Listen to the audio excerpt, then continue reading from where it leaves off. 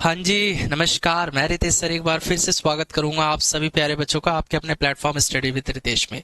Bihar ANM भर्ती जो कि 5006 पदों पर आई हुई थी, बच्चों का एग्जाम भी हो चुका है और एग्जाम भी काफी शानदार गया है। अब बच्चों का पूछना ये है कि सर अब अगला प्रोसेस क्या रहेगा, नेक्स्ट प्रोसेस क्या रहेगा।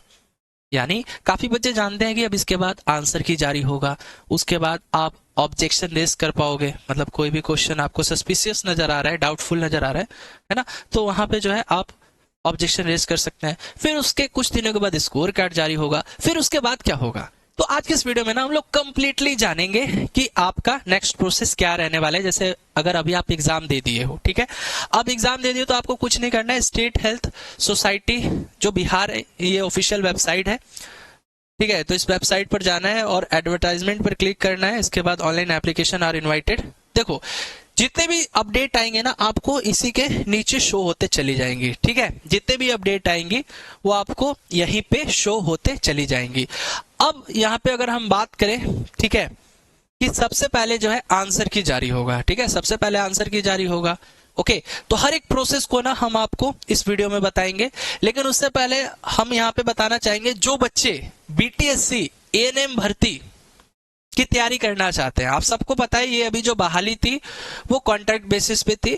अब बीटीएससी भी एएनएम के पदों पर बहाली निकालने वाली है, 8,938 पदों पर बहाली होगी।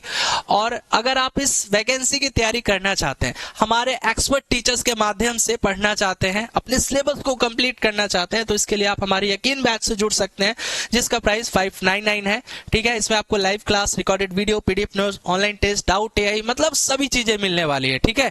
तो इस बैच को लेने के लिए क्या करना है, आपको स्टडी विद रितेश आपको इंस्टॉल करना है, नाम नंबर रजिस्टर करना है, पेड कोर्स में जाना है। पेड कोर्स में जाने के बाद वहां पे एएनएम भर्ती 2025 एक फाइल मिलेगा, उस पर क्लिक करना है।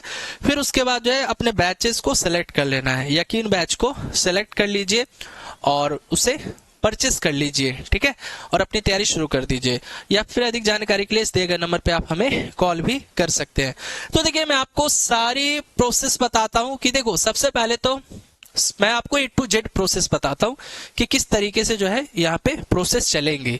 सबसे पहले तो आपको पता है वैकेंसी जारी होता है, मतलब वैकेंसी का नोटिफिकेशन जो है जारी होता है, ठीक है। अब वैकेंसी का नोटिफिकेशन जारी होने के बाद 2 से 2.5 महीना के बाद सिलेबस जारी होता है ना। अब सिलेबस जारी होने के बाद तुरंत विद इन 1 वीक से 10 दिन में आपका एडमिट कार्ड जारी हो जाता है, ठीक है। एडमिट कार्ड पे आपका परीक्षा तिथि लिखा रहता है, परीक्षा केंद्र, समय, ये सारी चीजें होती हैं, ठीक है।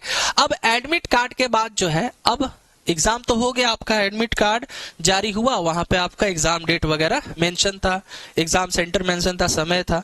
अब एग्जाम देने के बाद जो है ना सबसे पहले आंसर की जारी की जाती है और रेज ऑब्जेक्शन का मौका मिलता है। मतलब परीक्षा समाप्त होने के बाद बोर्ड क्या करता है, आंसर की जारी करता है। यदि किसी प्रश्न या उत्तर में त्रुटि लगती है तो यहाँ पे स्टूडेंट रेज ऑप्शन जो है कर सकते हैं, ठीक है।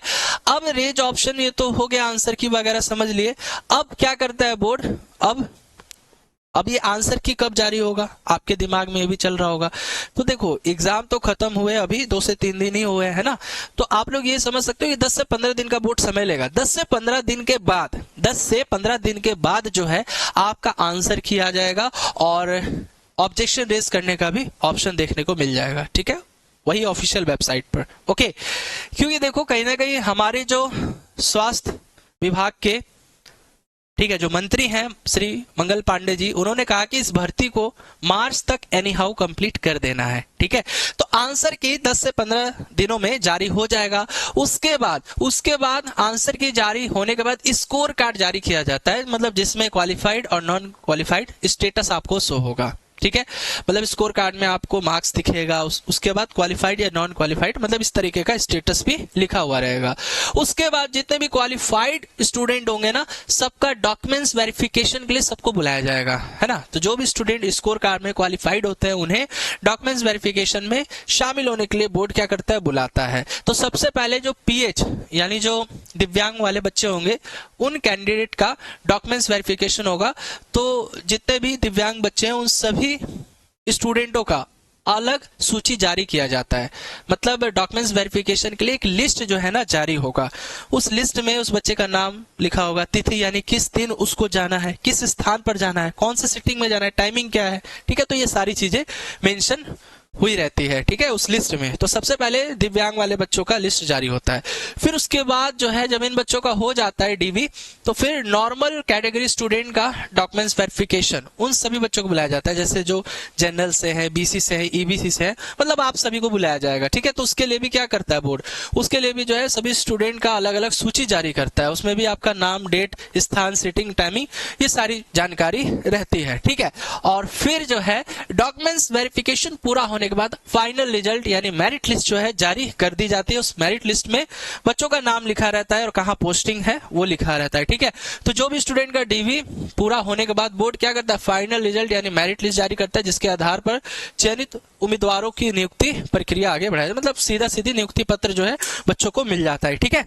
तो अगर अभी भी कोई डाउट है, कोई परेशानी है, कोई समस्या है, आपको मतलब आप चाहते हो कि आपको एकदम जल्दी से अपडेट मिल जाए हर एक चीज का, क्योंकि देखो एग्जाम तो हो चुका है और इस भर्ती को एनी हाउ मार्च तक कंप्लीट करवा देना है, ठीक है। तो जितनी भी प्रोसेस होंगी ना, जितने भी प्रोसेस एकदम फास्ट में होंगी, एकदम तेजी से होंगी।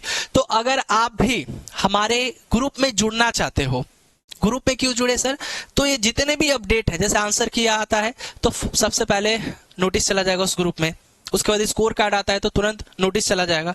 तो अगर आप भी हमारे ग्रुप में जुड़ना चाहते हो, टेलीग्राम ग्रुप में, तो आप हमारे ग्रुप में जुड़ जाओ। कौन सा ग्रुप है देखो, हम आपको लिंक भी भेज देंगे, लेकिन अगर आप खुद से भी अगर जुड़ जाते हो ना, तो ये बहुत ही अच्छी बात है, क्योंकि हर एक अपडेट आपको समय से मिल जाएगा। देखो यही है नर्सिंग एकेडमी, हमारा टेलीग्राम चैनल है, 8000 से भी ज्यादा बच्चे जुड़े हुए हैं, ठीक है। तो इस टेलीग्राम पर जुड़ने के लिए क्या करना है, टेलीग्राम को इंस्टॉल कर लो। सबसे पहले टेलीग्राम इंस्टॉल कर लो और इंस्टॉल करने के बाद सर्च बॉक्स में जाना और वहां पे सर्च करना है, एक साथ सर्च करना है नर्सिंग एकेडमी 1 2 3, एक साथ, बीच में स्पेस मत देना। नर्सिंग एकेडमी 1 2 3 एक साथ टाइप करो और फिर हमारा ये ग्रुप आ जाएगा। इस ग्रुप में आप लोग जुड़ जाओ, क्योंकि जो भी चीजें होती है ना, वो आपको सबसे पहले इस ग्रुप में अपडेट कर दिया जाता है, ठीक है। चलिए, आई होप आपको ये जानकारी क्लियर होगी। यदि अभी भी कोई डाउट है, ग्रुप में ज्वाइन नहीं हो पा रहे हैं, तो आप इस दिए गए नंबर पे हमें कॉल कर सकते हैं, हमारी टीम आपकी पूरी मदद करेगी, ठीक है। ये हमारी कॉलिंग टीम का नंबर है, आपकी पूरी हेल्प की जाएगी, ठीक है। आई होप आपको ये वीडियो अच्छी लगी होगी। यदि वीडियो अच्छी लगी है तो वीडियो को लाइक करें, चैनल पे नहीं तो चैनल को सब्सक्राइब करें। धन्यवाद।